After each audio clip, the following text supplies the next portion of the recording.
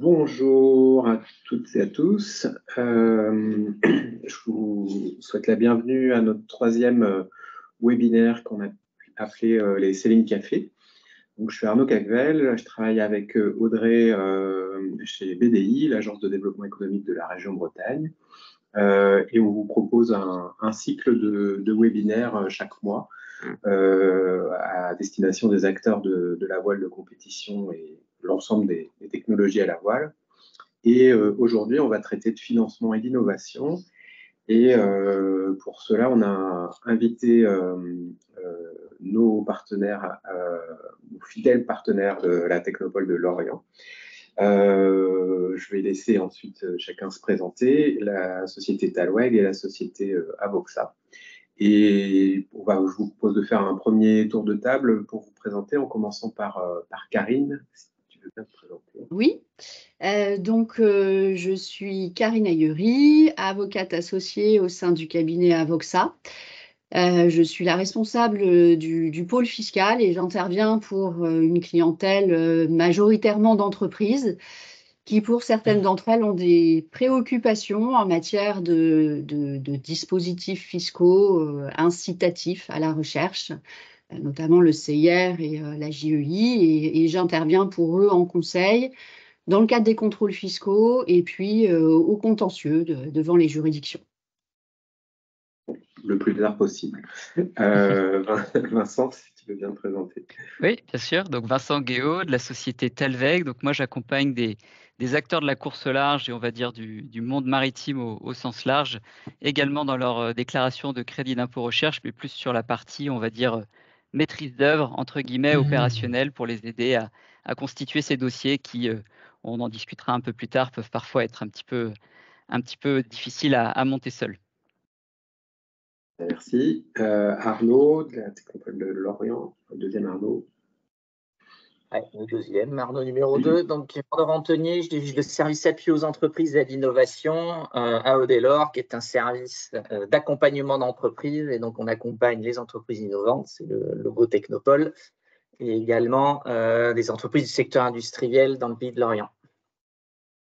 Merci. Et je vais passer la parole à Régis qui va commencer. Je vais partager donc le support de présentation. Pour info, ce support vous sera transmis à la suite et le replay sera disponible aussi dans un second temps. Mais Régis, je te laisse te présenter. Oui, merci. Bonjour à tous, Régis Guyon. Moi, je travaille dans l'équipe d'Arnaud et je suis particulièrement sur les filières maritimes, course au large entre autres, propulsion par le vent également, et je fais une partie de mon temps pour le pôle mer Bretagne-Atlantique, donc sur les mêmes thématiques, mais sur des formats de projets un peu différents et sur un territoire un peu élargi, Bretagne, Pays de la Loire. Eh bien, je te propose de garder la main, puis de commencer la présentation. Ok, avec plaisir. Alors, juste en 2 mots, la Technopole de Lorient, c'est quoi? En fait, notre rôle, c'est d'accompagner les porteurs de projets. On est financé très majoritairement par l'agglomération de Lorient et il y a 7 technopoles en Bretagne et on a poussé un peu nos frontières pour qu'elles se rejoignent et donc il y a toujours une technopole référente où que vous soyez en Bretagne pour vous accompagner. Voilà, on a à Lorient, nous, des filières qu'on dit structurantes ou prioritaires. Voilà, je vous laisserai lire. Forcément, la mer a une grande part dans nos préoccupations ici, mais pas que, numérique, voilà, l'agro-terre, mer, la construction et réparation navale, et puis des choses plus transversales sur la transition ou le numérique dont s'occupe Arnaud notamment. Tu peux passer, voilà, et ce qu'il faut retenir, c'est qu'une technopole, ça vous accompagne sur toutes les étapes d'un projet, de l'ébauche d'une idée, voilà, d'une personne physique, jusqu'au développement d'un projet, donc sur toutes les phases de transition, définir le projet, trouver des premiers budgets, réfléchir à la stratégie, et puis voilà, et aller jusqu'à la mise sur le marché et le développement de la start-up. Ça, c'était juste pour un panorama un peu global. Et si, information importante que j'oublie, c'est que l'accompagnement est gratuit et confidentiel, ce qui est important. Ouais. Juste, j'avais une première question. Tu parlais des 7 technopoles. Ce qu'on va présenter aujourd'hui est valable aussi sur le reste du territoire breton. Ouais, c'est ça. On a tous à peu près les mêmes outils. On a des compétences qui peuvent être un petit peu particulières en fonction de là où on se trouve. Voilà, on est beaucoup porté sur le maritime à Lorient. À Vannes, il y a beaucoup de numérique. Voilà, tout ce qui est plus télécom, photonique du côté de Lannion. Enfin voilà, il y a un petit peu des spécificités, mais on est quand même tous capables de suivre à peu près tout type de projet. Ouais. Bien. Du coup, je passe à la suite. Ouais, je veux bien. Et donc l'idée, c'était de faire donner quelques grands principes pour ceux qui n'ont pas expérimenté encore, parce qu'on peut entendre beaucoup de choses des fois dans les médias ou sur les pontons, comme on dit chez nous. Voilà. Et donc les grandes règles à connaître pour lancer un projet innovant, c'est que déjà, il n'y a aucune aide, aucune subvention, pardon, qui finance à 100% des premières études. Il y a toujours une part à financer soi-même. Là, je vous donne des grandes généralités, mais voilà, on dit à peu près, c'est à peu près 50%, c'est un peu plus au début, mais grosso modo, il faut imaginer qu'il va falloir financer la moitié voilà, des phases d'innovation au moins au démarrage du projet. Et l'autre règle, qui est une règle européenne qui est incontournable, c'est que pour recevoir un euro d'aide publique, il faut avoir un euro dans les fonds propres de l'entreprise. Fonds propres, c'est ce qu'on a mis au capital et les résultats de l'année d'avant, s'il y en a, voilà, si l'entreprise a plus d'un an. Donc ça veut dire que si on n'a pas de fonds propres, on ne peut pas recevoir d'aide. Donc c'est une contrainte a priori, mais on a des solutions pour contourner cette contrainte-là. Ce qui fait partie de la stratégie en fait de montage de projet pour laquelle on essaye d'être pertinent.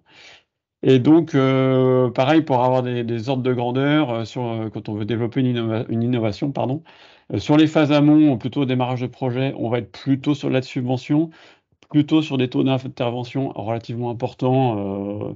Là, j'ai mis 70%, ça peut être 80%, ça peut être un peu moins, ça dépend un petit peu des typologies. Et on est sur des ordres de grandeur autour de 30 à 50 000 euros d'aide maximum. Voilà, donc c'est quand même plutôt intéressant. Et ensuite, plus on va aller vers le marché, moins on a de risques, parce qu'on considère que le doute, les verrous technologiques sont plutôt sont déverrouillés, on va dire. Plus on va être sur de l'avance remboursable, donc qui est une sorte de taux de prêt à taux zéro, avec un an de différé de remboursement. Et là, on va être sur des taux un peu plus faibles, autour de 30 à 50%, mais sur des montants qui peuvent être importants. J'ai mis 100 à 250, mais pareil, là-dedans, il peut y avoir des variables assez importante.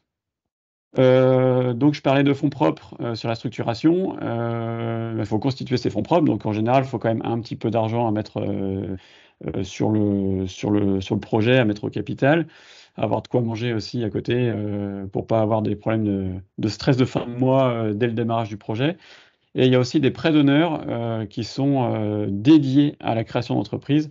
Là où un crédit bancaire classique ne va pas être éligible à mettre en fonds propres, il y a certains prêts d'honneur qui sont faits pour, voilà, type réseau entreprendre, initiative, voilà, et des prêts phares avec la région Bretagne, qui sont vraiment faits pour contourner le problème dont je vous parlais au début de constitution de fonds propres. Et ensuite, il y a les levées de fonds qu'on appelle non dilutives. C'est plutôt tout ce qu'on peut mettre au capital, comme l'argent, la love money, la famille, du crowdfunding, des choses comme ça qui permettent d'augmenter vos fonds propres sans perdre trop de part de capital dès le début. Et pour introduire un petit peu ce qui va se dire après, c'est qu'il y a d'autres aides plutôt fiscales qui, elles, vont venir plutôt en clôture d'exercice. Les subventions avances remboursables ont l'intérêt de démarrer en début de projet.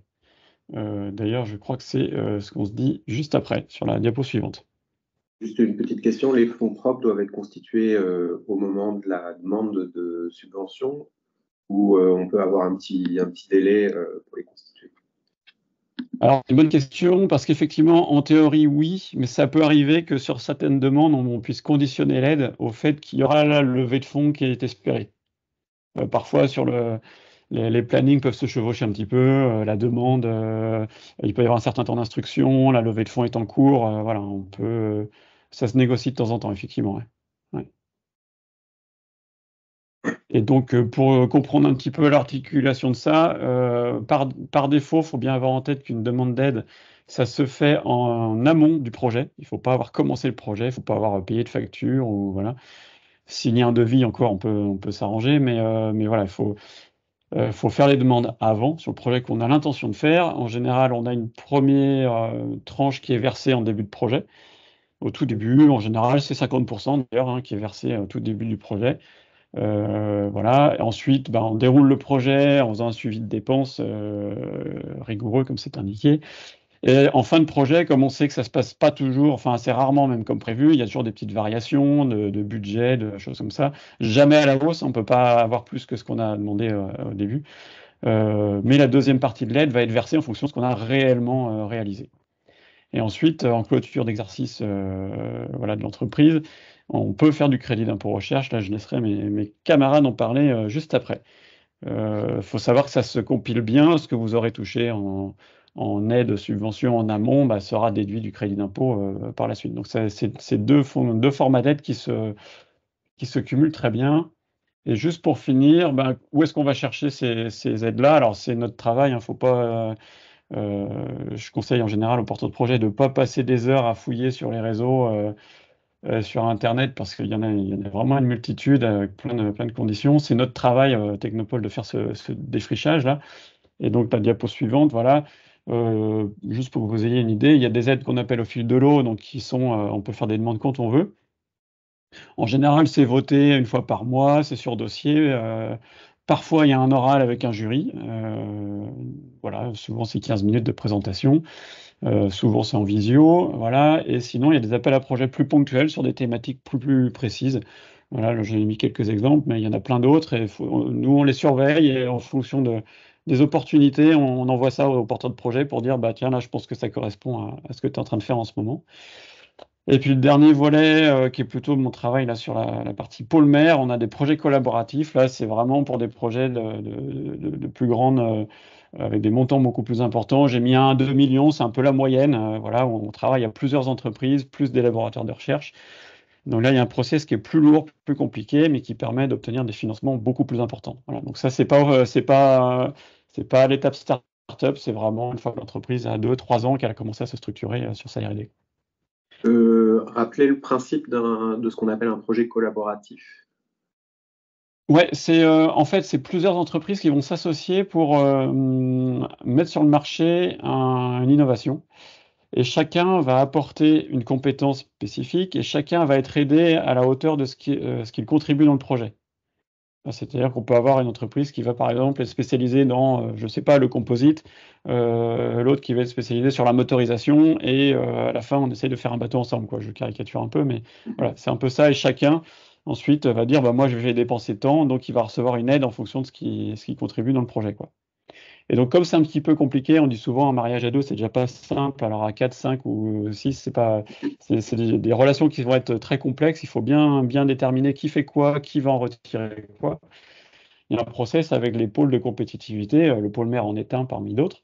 Et donc, on va essayer de bien cadrer tout ça, bien vérifier que tout est conforme avant d'aller chercher des financements, quoi. L'entreprise individuelle à qui il manque des briques, le pôle peut éventuellement aider à trouver des partenaires. Ouais, c'est une partie de notre rôle, effectivement. Ouais, on peut avoir un consortium de 3 entreprises qui nous disent, nous, il nous manque quelqu'un qui est spécialisé dans le routage, par exemple, de navires ou dans telle techno un peu particulière. Voilà. Donc, nous, on va essayer de compléter le consortium, on appelle ça. Pour terminer, donc ça peut être un pool d'entreprises, mais il y a aussi laboratoire, ça compte aussi comme un partenaire. Oui, alors c'est même souvent demandé dans les projets pour. En fait, le rôle, à l'origine, le rôle des pôles, c'était d'amener des innovations issues de la recherche pour les emmener jusqu'au marché, en fait. Et donc, le rôle du laboratoire, souvent c'est dans les labos des universités ou autres, qu'on a des sujets techno pointus qui émergent, mais qui ne sont pas encore matures. Et donc, le rôle, c'est d'amener, de monter en TRL, pour ceux qui connaissent là, les technologies readiness level, là, et d'amener ça sur des choses plus matures qu'on puisse commercialiser. Donc oui, les labos en général font partie des consortiums. Ouais. J'avais une petite question sur le slide d'avant. Tu disais dépôt de dossier avant toute dépense. Il faut vraiment déposer le dossier ou une lettre d'intention suffit ou... Monsieur est connaisseur. Non, effectivement. Non, merci pour ça. Effectivement, Alors, premier message, c'est qu'il ne faut pas se stresser parce que c'est pas si compliqué que ça et on est là pour vous accompagner. Et deux, effectivement, quand je dis qu'il faut lancer le dossier avant d'avoir commencé les travaux, il y a une méthode qui s'appelle la lettre d'intention. C'est un truc qui se fait en ligne, c'est une pré-demande en ligne. Ça prend à peu près 10 minutes et ça marque le T0 du projet et ça vous permet ensuite de signer le devis, quoi. Alors, ça ne vous garantira pas d'avoir l'aide, mais ça vous garantira que si vous avez l'aide, les dépenses seront prises en compte à partir de cette date. Donc ça se fait très bien et c'est pas pour lancer des fleurs à la région Bretagne, mais il y a un système en ligne qui marche très bien avec une plateforme. C'est assez fluide globalement. Ouais. L'ordre de grandeur entre une demande, une pré-demande et l'obtention des premiers versements, parce qu'en général c'est la question qu'on nous pose, faut compter en moyenne 2 mois à peu près, puisqu'il y a un vote par mois. Voilà, on est entre 1 mois et demi si tout tombe bien et qu'on est très efficace, et 3 mois au plus long, quoi. Bien. Audrey, je ne sais pas s'il y a des questions, peut-être, mais n'hésitez pas à poser vos questions dans le chat. Mais non, ça va? Est-ce que c'est clair pour tout le monde? Très bien, on va enchaîner avec Arnaud. Effectivement, là, autour de la table, on a des structures comme les technopoles et puis des structures privées. Est-ce que tu peux, Arnaud, clarifier un petit peu le rôle de chacun? Je vais essayer. En fait, le message qu'on veut vous faire passer ce matin, c'est qu'évidemment, c'est totalement complémentaire entre les institutions publiques comme une technopole, à notre image, ou un cabinet de conseil privé. Déjà, évidemment, nous sommes dans une démocratie et le marché est libre. Donc, vous avez le droit de faire appel à tout conseil que vous estimez nécessaire dans le cadre de votre entreprise. Voilà, juste rappel aussi, les institutions publiques n'ont pas le droit de concurrencer. Il y a une règle de non-concurrence entre le public et le privé à partir du moment où il y a des offres de services qui sont réalisées par le privé. Le public n'a pas le droit d'offrir la même qualité de service. Voilà. Il y a aussi un point à retenir, c'est qu'en France, vous avez des métiers qui sont réglementés, il y a des expertises et qu'on ne s'invente pas avocat, on ne s'invente pas expert comptable et qu'il est toujours bon de faire appel évidemment à des spécialistes qui savent, qui maîtrisent en fait toutes ces questions-là. Voilà. Donc en fait, on se considère évidemment comme étant complètement complémentaires. Pour la recherche de financement. Il faut savoir, comme l'expliquait Régis tout à l'heure, qu'il y a effectivement des spécificités sur certains types de financement.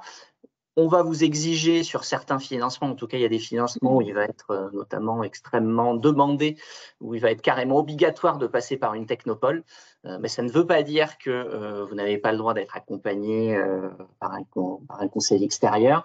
Et ce que je disais aussi, c'est que notamment quand on tombe dans le champ de la fiscalité, ce que va vous présenter nos partenaires juste après mon intervention, c'est que la fiscalité, c'est un domaine d'expertise. Donc, lorsqu'on parle de crédit impôt recherche, on n'est jamais à l'abri d'un contrôle fiscal et il faut se préparer et réaliser le dossier et l'ensemble des livrables qui sont attendus pour obtenir son crédit impôt recherche avec des gens qui maîtrisent très bien à la fois la loi, puisqu'il y a des règles fiscales, c'est des règles qui sont issues de vote de notre Parlement et que ça demande effectivement d'être accompagné, de mettre en place des outils de pilotage qui soient précis et rigoureux. C'est ce qu'on essayait de faire passer auparavant. Voilà. Nous, on se considère effectivement totalement comme étant associés sur ces démarches-là.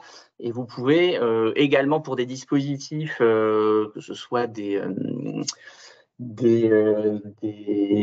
projets collaboratifs, certains appels à projets qui sont spécifiques, notamment de France 2030, vous faire accompagner d'un cabinet de conseil qui va vous permettre de rédiger le dossier et de vous assister sur toute la phase de montage. Voilà le message que je voulais faire passer. Merci Arnaud, c'est très clair. Donc là, on vous propose de regarder un petit peu plus précisément le crédit impôt recherche et le crédit impôt innovation. Du coup, je vais passer la parole à Vincent, me semble, ou Karine, je ne sais plus. Je vais prendre la main. Ok.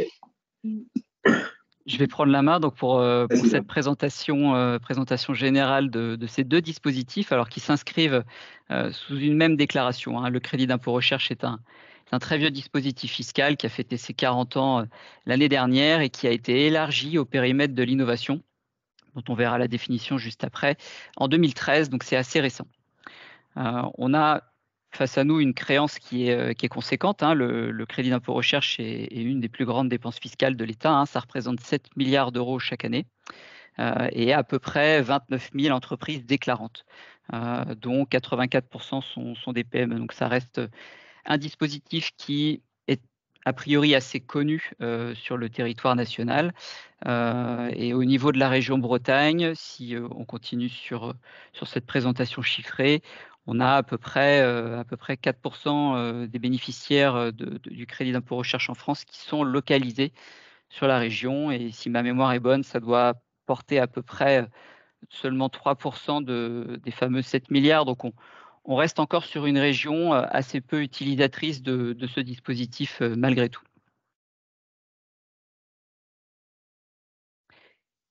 Et donc, tout est une question de définition. Et on retrouve également ce sujet sur les aides et subventions.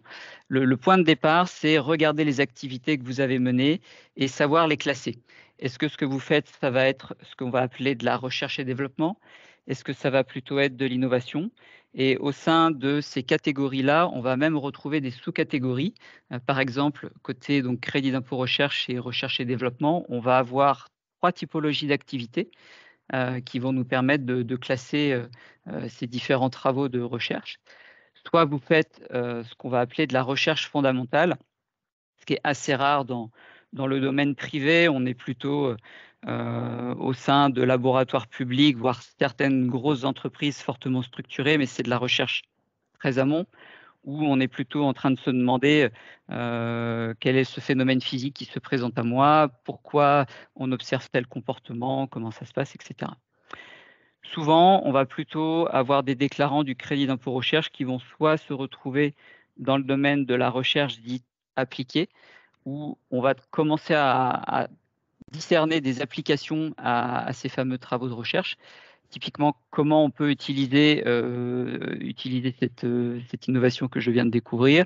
L'objectif étant d'améliorer, on va dire, des aspects précis de l'environnement, de la vie quotidienne.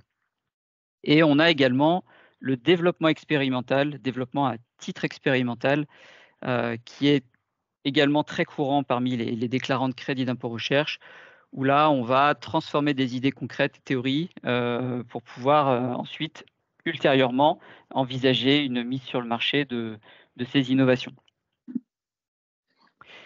Il faut bien voir qu'entre ces deux dispositifs, on a quand même des typologies d'entreprises qui peuvent y prétendre. On n'a pas de limite pour pouvoir prétendre au crédit d'impôt recherche. Et à l'inverse, côté crédit d'impôt innovation, il faut pouvoir prouver que la structure est bien une PME pour pouvoir aller déclarer des dépenses d'innovation. Et on a également, oui, je t'en prie. Les dispositifs peuvent se cumuler, on peut avoir une innovation produit et une idée à transformer en développement expérimental. Tout à fait, tout à fait. On peut avoir des travaux au sein de l'entreprise qui se situent plutôt dans la R&D et en parallèle avoir des activités un peu plus aval, plus proches du marché qui se situent côté crédit d'impôt innovation. Puisque ce que je n'ai pas encore expliqué, c'est que ce fameux C2I n'est ouvert qu'à l'innovation de produits. Si vous développez une innovation de service, ça ne pourra pas rentrer dans le cadre de ce dispositif.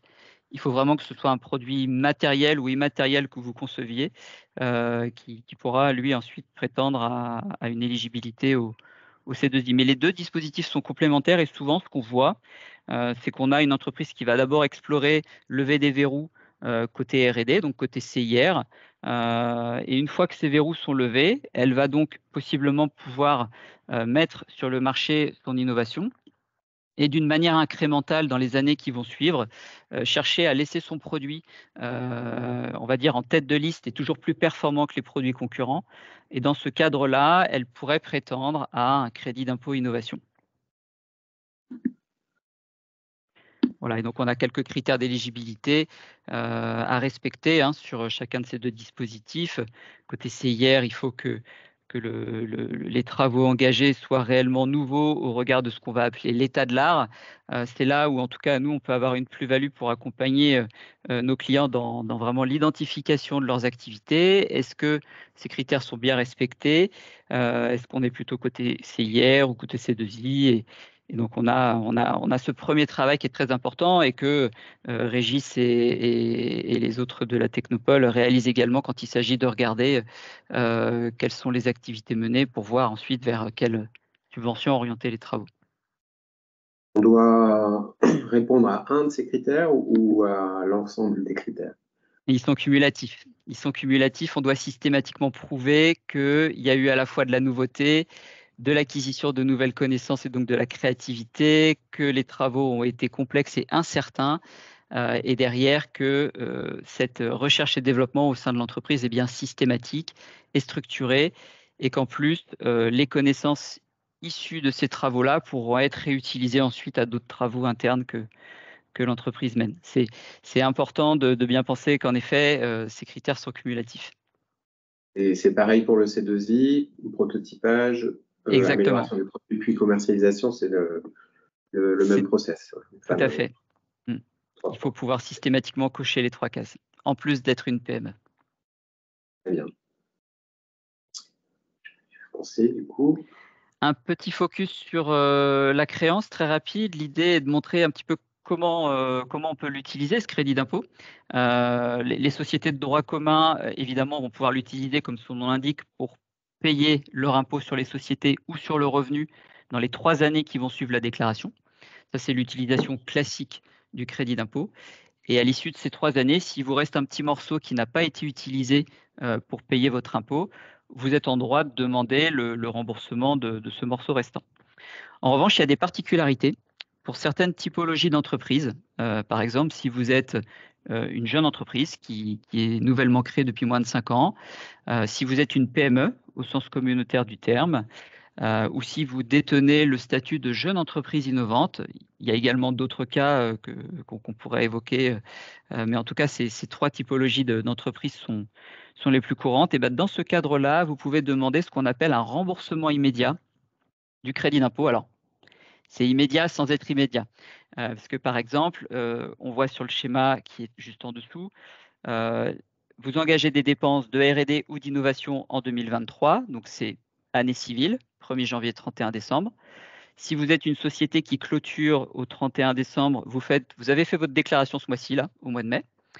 Et donc ce remboursement immédiat, il va se faire là, dans les prochaines semaines pour ceux qui auront eu le plus de chance, ou dans les prochains mois, en fonction de la quantité de dossiers que votre service des impôts a à traiter et des éventuelles questions que vous pourriez avoir de leur part.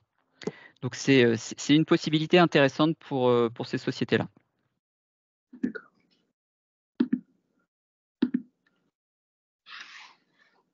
Voilà, et puis pour terminer, je vous propose un petit aperçu des dépenses qui rentrent dans ce scope.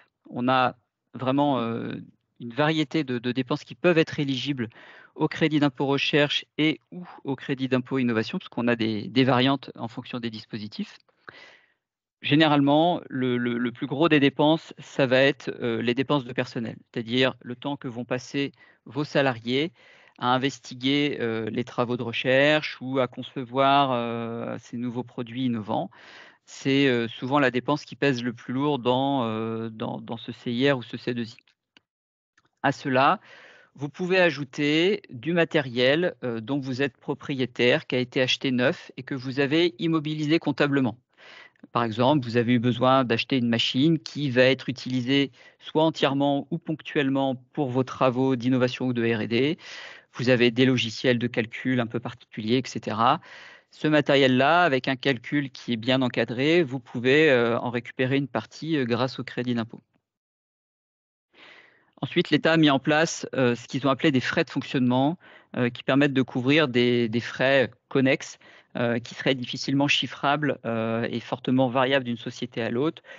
Pour faire tourner vos machines, vous avez besoin d'électricité, parfois vous avez besoin d'eau, de fonctions support et tout un tas d'autres dépenses un petit peu particulières qui sont du coup calculées d'une manière forfaitaire uniquement pour le crédit d'impôt recherche. On avait ces dépenses qui étaient jusqu'à encore peu de temps éligibles au crédit d'impôt innovation, mais qui ont été retirées depuis la précédente loi de finances de 2023. Tu parles de prestataires aussi. Également. Faire retourner une Oui. machine, il y a des dépenses de personnel extérieur, ça rentre dans ce forfait-là. Oui, tout à fait, à condition que ces structures, qu'elles soient publiques ou privées, détiennent ce qu'on appelle un agrément, crédit d'impôt recherche ou innovation, délivré par le ministère de la Recherche. C'est donc un petit dossier que eux doivent constituer, ces prestataires, auprès du ministère pour aller obtenir l'agrément. Et s'ils détiennent bien cet agrément et que les travaux qu'ils mènent sont bien indispensables aux travaux de R&D et ou aux travaux d'innovation, dans ce cadre-là, les dépenses peuvent être retenues. Il faut noter que ce n'est pas parce que la structure détient l'agrément que les factures sont automatiquement éligibles aussi. Il y a quand même une histoire d'éligibilité derrière le travail mené. C'est fréquent de trouver des sociétés qui sont agrémentées. C'est quel type d'entreprise? Oui, on en a beaucoup dans notre secteur de la voile de compétition, hein. Vous avez des bureaux d'études, parfois certains architectes navals. Vous pouvez même avoir des sociétés qui vont concevoir des voiles ou d'autres types de matériel qui, en marge de leur activité courante, vont mener des études et vont revendre ces études. Et dans ce cadre-là, elles peuvent détenir l'agrément.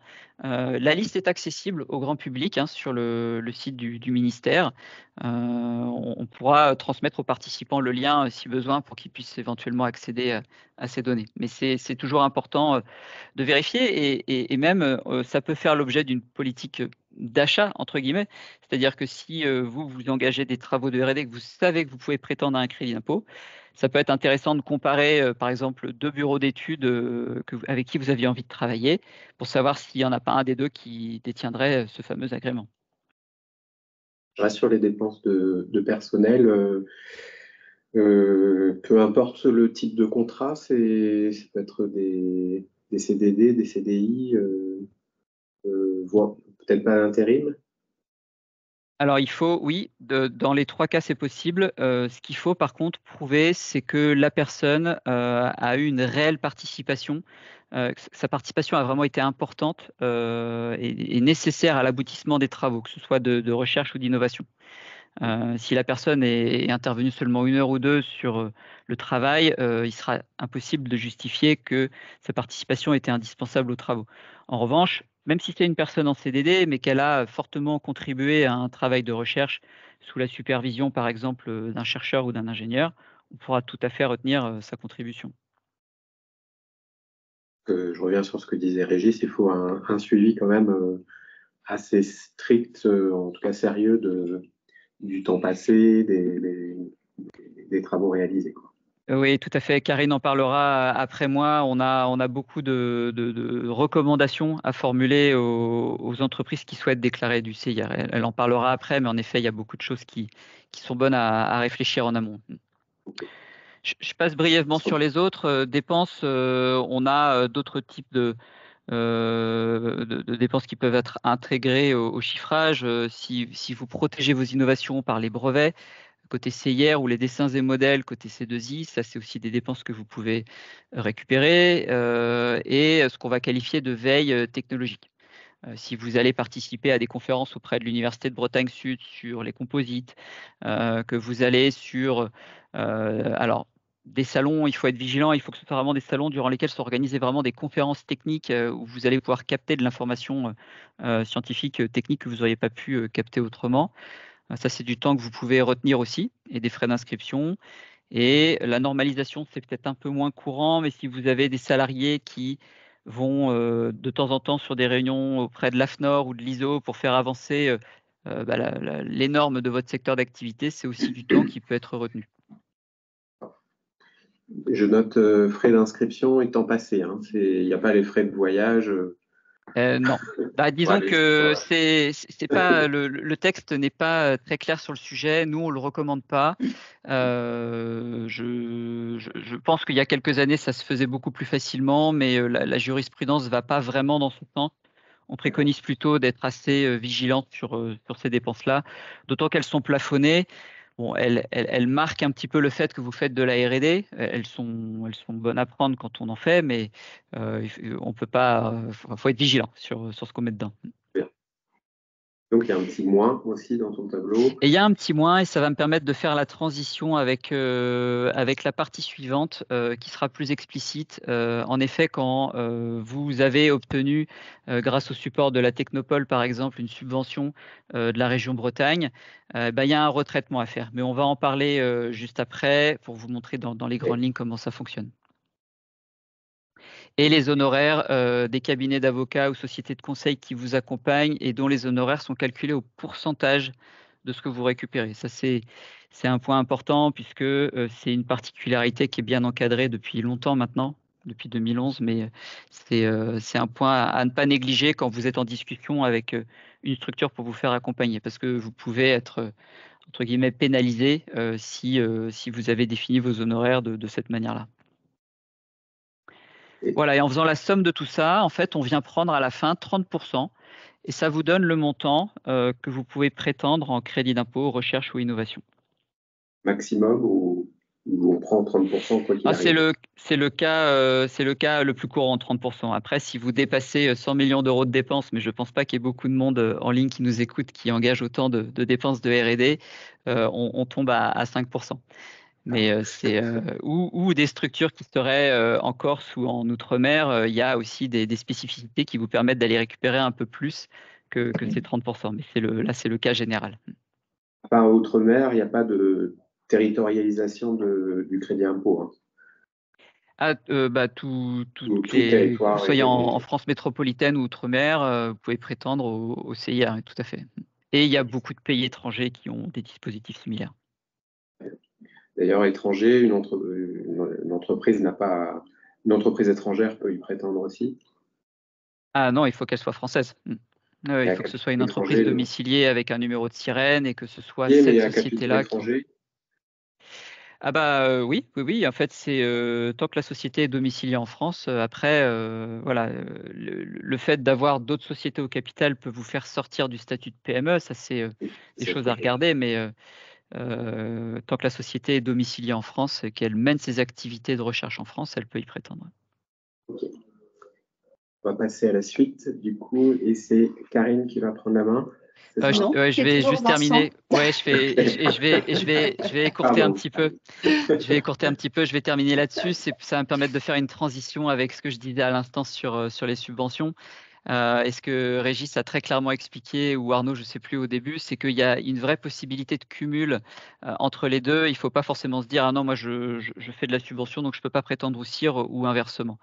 En revanche, il va falloir retravailler un petit peu ces éléments, puisqu'il paraît évident que si pour un même projet et des mêmes dépenses, l'État vous cofinance entre guillemets déjà 50% de vos travaux, il paraît évident que vous n'allez pas pouvoir redemander du crédit d'impôt sur ces 50%-là. Et c'est ce que j'ai tenté de synthétiser sur le schéma que vous avez là. Sur un projet, par exemple, qui s'élève à 100 000 euros, si vous avez déjà 50% qui est couvert par une subvention, il vous reste 50% sur vos fonds propres, comme l'expliquait tout à l'heure Régis.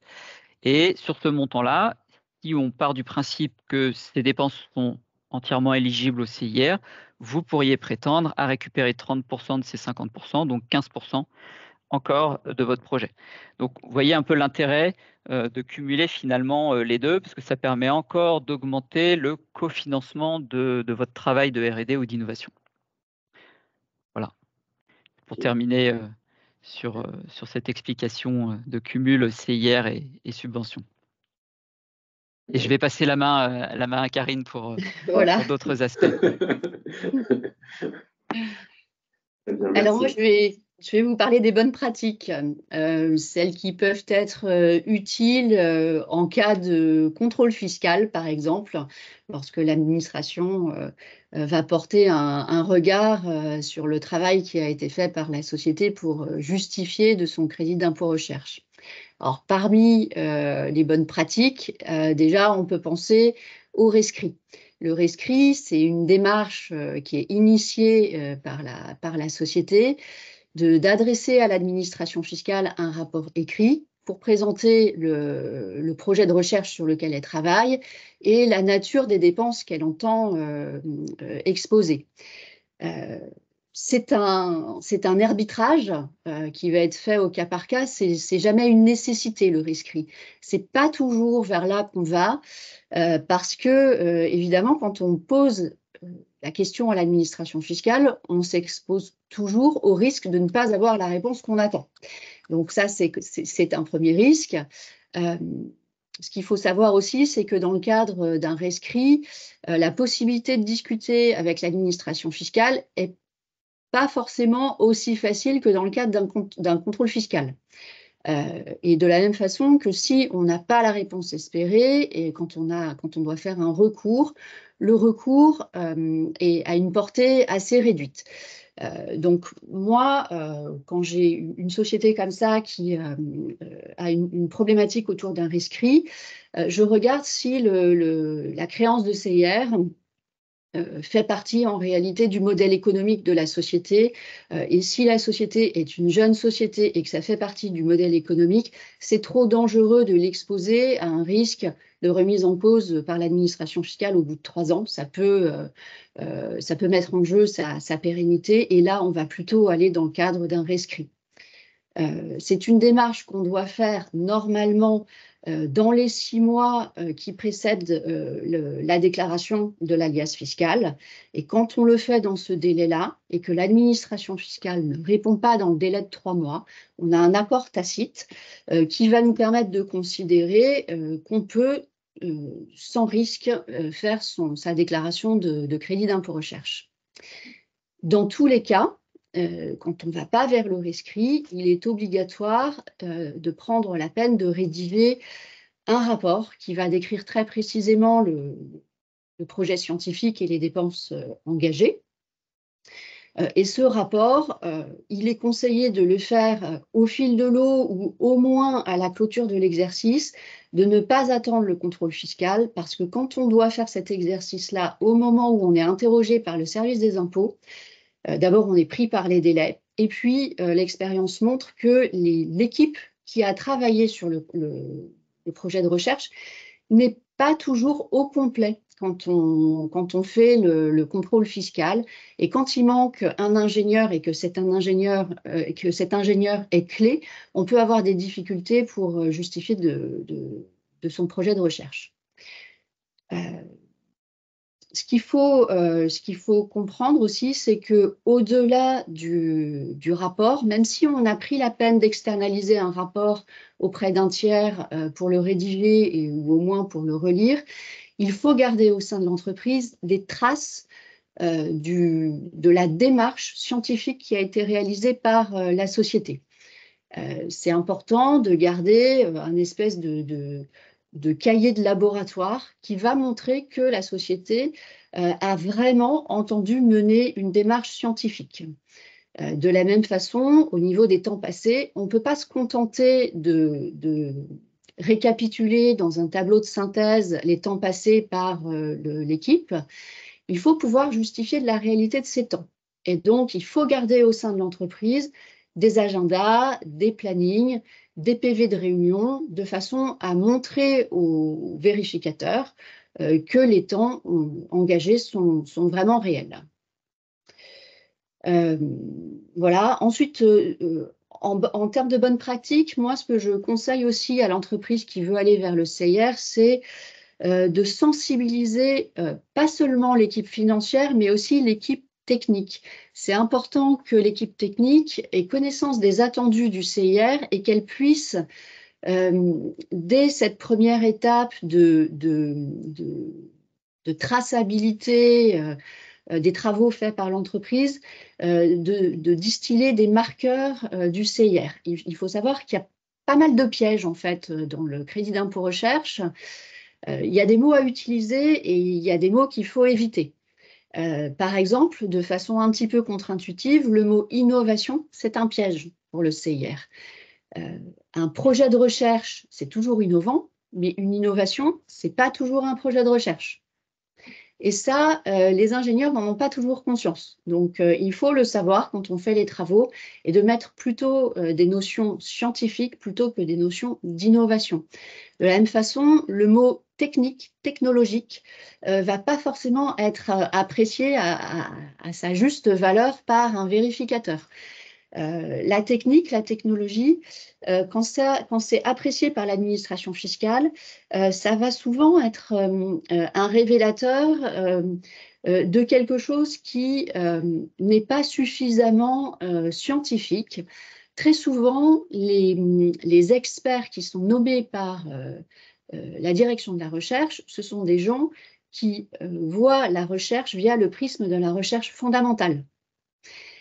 La société qui, elle, va plutôt parler un langage de recherche expérimentale, de recherche plutôt tournée vers le développement, va se trouver confrontée à quelqu'un qui va avoir une vision peut-être un petit peu plus élitiste de la recherche. Donc, c'est important de sensibiliser les équipes sur ces sujets-là.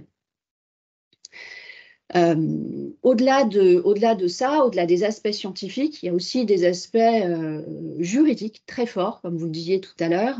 Et quand on a une société qui a un environnement juridique peut-être un petit peu plus développé, avec autour d'elle un groupe, une société holding, des sociétés sœurs, des flux, des contrats de management fees, des mises à disposition de personnel, des sous-traitances. Moi, ce que je recommande, c'est en amont de la rédaction de ce rapport scientifique, de faire une petite étude pour vraiment encadrer, sécuriser et voire optimiser l'assiette du crédit d'impôt recherche. Et c'est ce qui va faire que dans le cadre du contrôle fiscal, on sera aussi beaucoup plus serein pour répondre aux questions de l'administration fiscale et surtout à celles de l'expert. Voilà ce que je peux vous dire sur les bonnes pratiques. Ok. J'avais juste une petite question. Tu parles de contrôle fiscal. Est-ce que c'est systématique, fréquent de demander un crédit d'impôt et d'avoir un contrôle Alors, ça n'est pas systématique. C'est très fréquent quand on fait une demande de remboursement de la créance de CIR, d'avoir une demande de justification. Ça, en revanche, c'est presque systématique. Le contrôle fiscal, lui, faut pas se mentir, il va être très lié au volume de la créance de CIR. Et puis, on va dire, au domaine d'activité.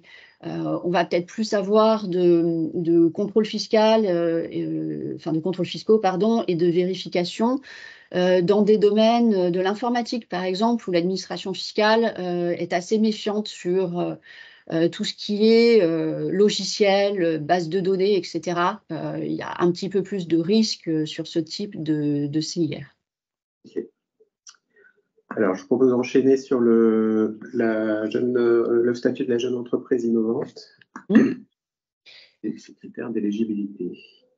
Voilà, alors la JEI, c'est effectivement un autre dispositif incitatif à la recherche. Alors là, avec un piège qui est directement dans le nom du statut, hein, on parle de jeune entreprise innovante, mais en réalité, ça n'est pas suffisant. Là aussi, l'innovation, la société doit réaliser au moins 15% de dépenses de R&D pour pouvoir prétendre à ce statut. Elle doit pouvoir être qualifiée de PME. Ce doit être une jeune entreprise, donc elle doit avoir moins de 8 ans d'existence. Elle doit être indépendante. Elle doit mener une activité nouvelle.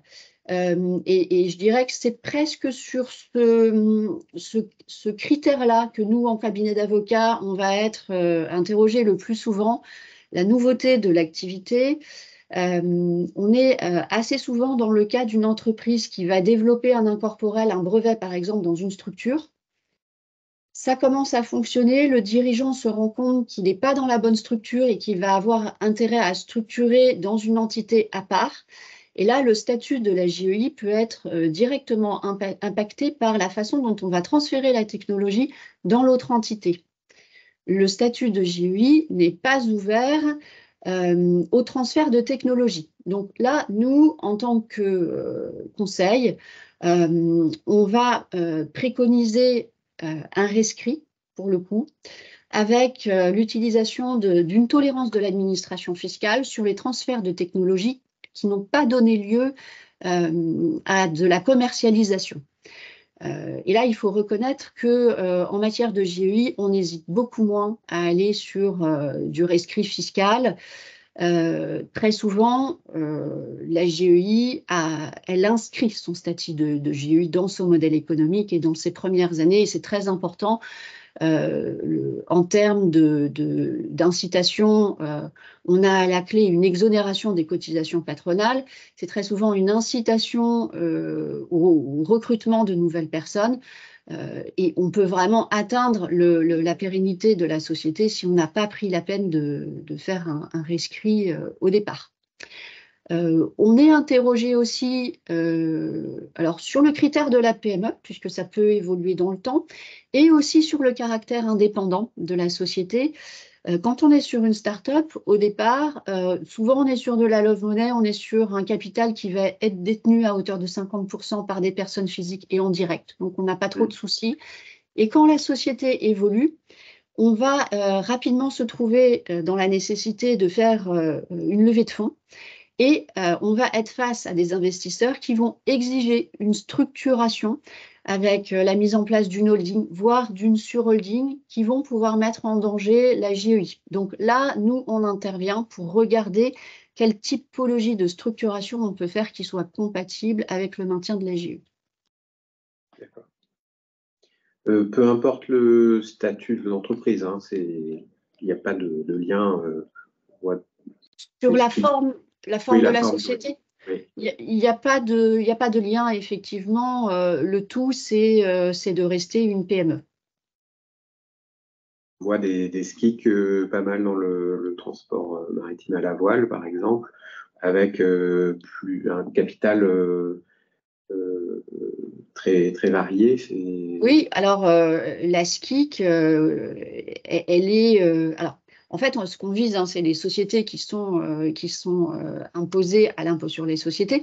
La SCIC, elle n'a pas d'impôt, donc c'est pas ça, ça va pas être ça. Enfin, elle a un impôt, mais elle a moins d'impôt quand elle met en réserve, donc sa problématique, ça va pas être l'impôt, ça va surtout être les cotisations sociales. Et à partir du moment où on veut aller chercher les cotisations sociales, à l'exonération, on va pouvoir prétendre au statut JEI.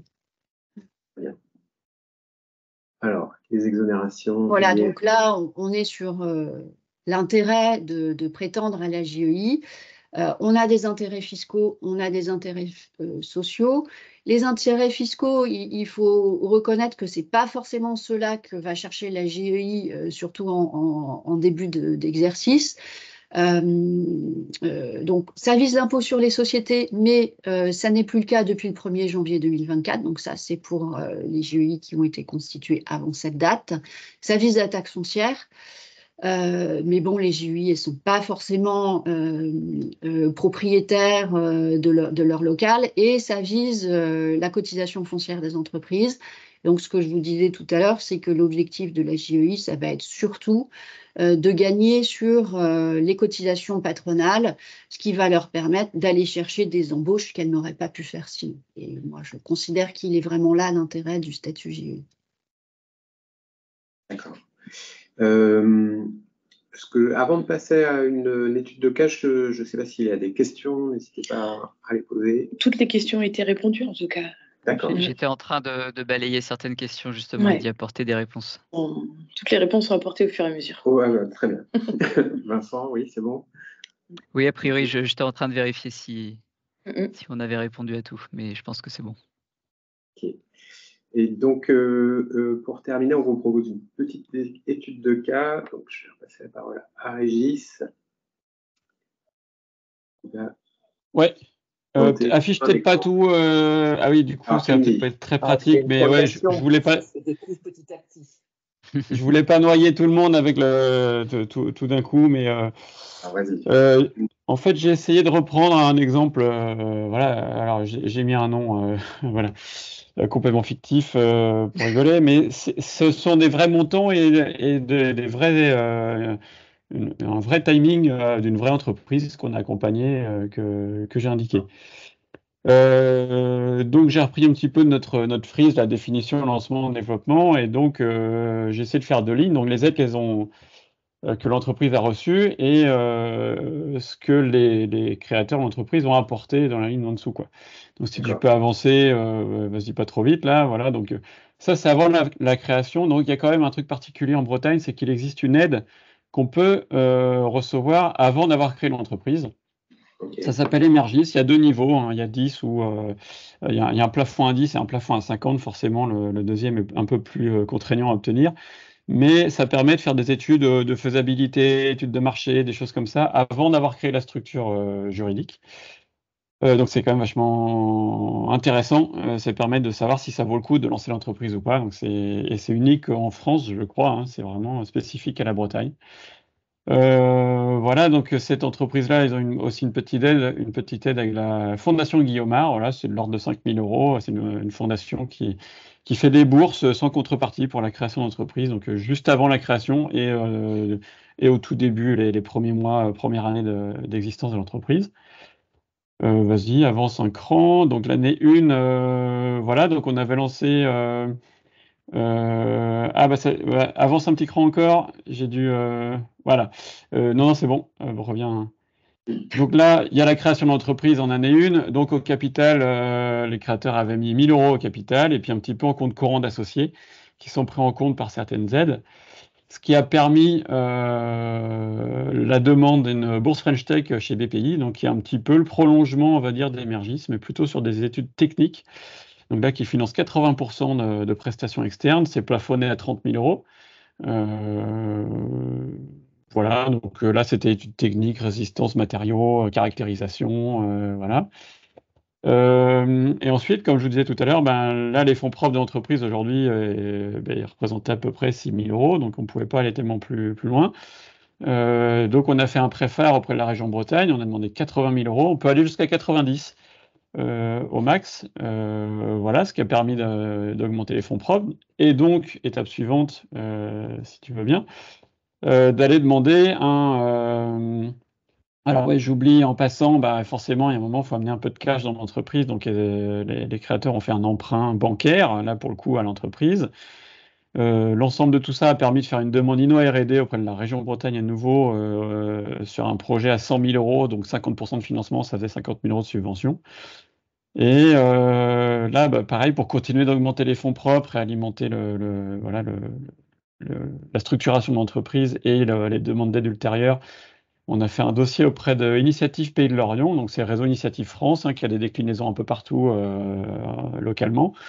Donc là, il y a un prêt d'honneur qui est dédié au projet innovant qui peut aller jusqu'à 25 000 euros.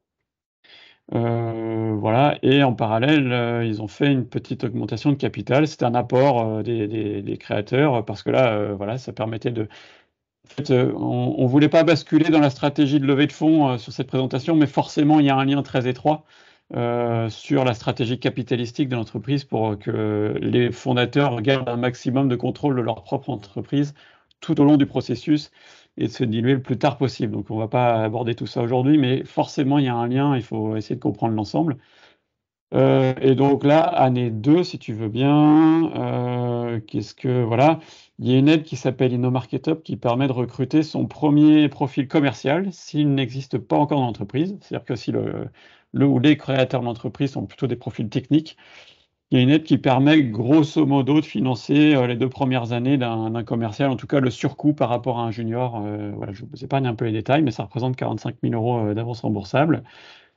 L'entreprise a touché son premier crédit d'impôt recherche là en début d'année 2 sur la première année d'exercice. Un petit apport avec des business angels. Faut avoir l'ordre de grandeur, un business angel sur les phases un peu précoces comme ça. On est entre 50 et 100 000 euros à peu près, jusqu'à 150 grand maximum. C'est à peu près l'ordre de grandeur. Et l'étape suivante, voilà, nous c'était une société de capital risque qui est gérée chez nous en fait, chez Audelor. Donc c'est un peu particulier, mais il y en a d'autres, voilà, qui peuvent être complètement privés. Voilà. Là, il y a un ticket de 150 000 euros qui avait été mis dans le projet.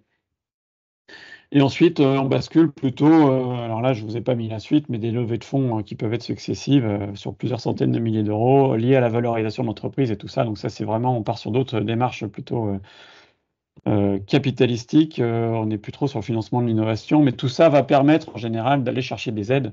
Comme je disais tout à l'heure au tout début, si on se lance sur un projet collaboratif qui peut être de plusieurs millions d'euros, là, pour le coup, il faut avoir des fonds propres beaucoup plus structurés. Et donc, il y a toujours ce lien entre combien de parts de capital je garde, comment je valorise l'entreprise et combien d'argent je vais chercher en levée de fonds pour me permettre de continuer à faire l'innovation et à développer des produits, quoi.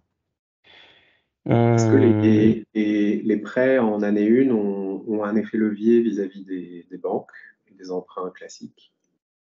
Ouais, bien sûr. En fait, sur les prêts d'honneur, il y a une sorte de tandem entre la structure qui fait le prêt d'honneur et le prêt bancaire qui est associé, parce que l'idée, c'est que chacun prenne des risques, en fait. C'est que on demande au porteur, lui aussi, de prendre sa part de risque voilà, dans les emprunts. Et donc, on essaie d'avancer un petit peu de concert, en fait, là-dedans.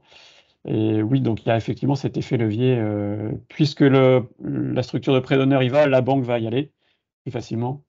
Et inversement, le banquier est rassuré de savoir que c'est validé par une structure initiative qui est passée devant un comité de 15 personnes, qui a étudié le dossier, qui pense que c'est pertinent. Ça augmente le poids et la sécurité, entre guillemets, du projet. Il y a vraiment cette part de gestion de la prise de risque, en fait. Il faut bien avoir ça en tête. Les aides publiques sont faites pour aider le créateur d'entreprise, enfin les créateurs d'entreprise, à réduire leur prise de risque. Et plus on avance et plus on essaye de réduire le risque et de se le partager, en fait, pour donner la chance au projet, quoi. Donc, en fait, ce que je voulais résumer avec ça, c'est que finalement, l'apport des créateurs de l'entreprise, si on regarde, c'est en bas, en fait, c'est capital, compte courant, et deuxième apport en capital, finalement, d'argent perso, les créateurs avaient risqué 16 000 euros. Voilà. Plus des prêts d'honneur à la personne, hein, bien sûr, mais en cash mis par les créateurs, c'était 16 000 euros. Et finalement, en année 2, on se retrouve à travailler avec de l'ordre de 400 000 euros de budget de fonctionnement disponible, quoi. Donc, ça reste des prêts, il faut les rembourser aussi à un moment. Il y a une prise de risque qui est claire, mais n'empêche que si on est prêt à la prendre, ça permet de travailler dans de bonnes conditions plutôt que certains porteurs de projets qu'on peut voir qui vont dépenser leur argent personnel à faire des prototypes les uns à la suite des autres. J'en parle, je ne donne pas le nom, mais on a eu quelqu'un qui avait dépensé 300 000 euros sur 17 prototypes quand il est venu nous voir. Et ben, quand il est venu nous voir, il n'avait plus d'argent. Il avait 17 prototypes qui marchaient pas vraiment complètement, pas de marché. En fait, on n'a rien pu faire pour lui, quoi. J'avais une dernière petite question. Le prêt, il faut les rembourser aussitôt, il y a un délai Non, effectivement, les prêts d'honneur, en général, il y a un différé. Donc, c'est 1 an, parfois 2, avant d'avoir la première mensualité. Donc, en général, ça laisse le temps de faire des premières ventes, de trouver d'autres financements. Très bien. Donc, on arrive au terme de cette conférence. Merci beaucoup. J'espère que c'était aussi clair pour vous que pour moi. Dans le support, vous retrouverez les coordonnées de Karine, de Régis et de Vincent. J'espère que vous avez compris aussi quand faire appel à ces différents intervenants. Vous avez aussi dans le PowerPoint quelques annexes et quelques documents complémentaires. Et puis, bien, l'ensemble des intervenants se tiennent à votre disposition. Et je vous propose de conclure et de remercier Vincent, Karine, Régis et Arnaud pour leur participation. Et Audrey, peut-être qu'on a la date du prochain, non pas encore. Encore. Mais en tout cas, le mois prochain. Et merci Arnaud et Audrey pour l'organisation. Oui, merci à tous les deux. Merci à vous. Ouais. Plaisir. Bonne journée, à bientôt. Bonne journée. Au revoir. Au revoir. Bonne journée, merci.